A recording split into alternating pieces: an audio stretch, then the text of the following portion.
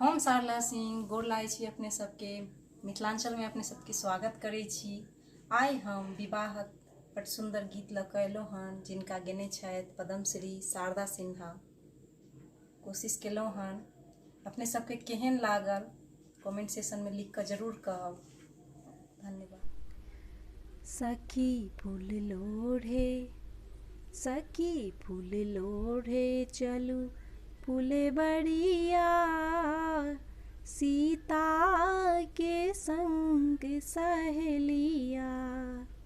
सखी फूल लोढ़े चलू फुलबरिया सीता के संग सहेलिया।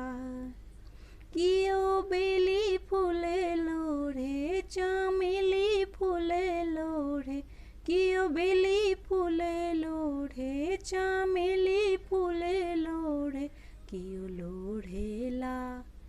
कियो लोढ़ेला चंपा के कलिया सीता के संग सहेलिया। कियो लोढ़ेला चंपा के कलिया सीता के संग सहेलिया। सखी फूल लोढ़े चलू फुलबरिया सीता के संग सहेलिया।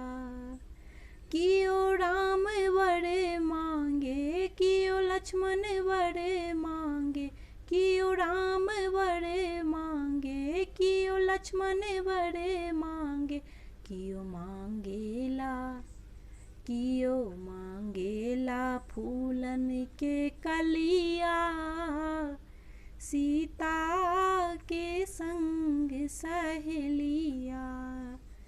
कियो मांगेला फूलन के कलिया सीता के संग सहेलिया। सखी फूल लोढ़े चलू फुलबरिया सीता के संग सहेलिया। कियो सोने में गूथे कियो रेशम में गूथे कियो सोने में गूथे कियो रेशम में गूथे कियो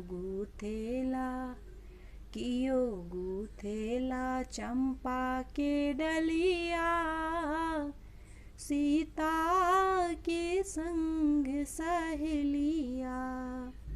कियो गूथेला चंपा के डलिया सीता के संग सहेलिया। सखी फूल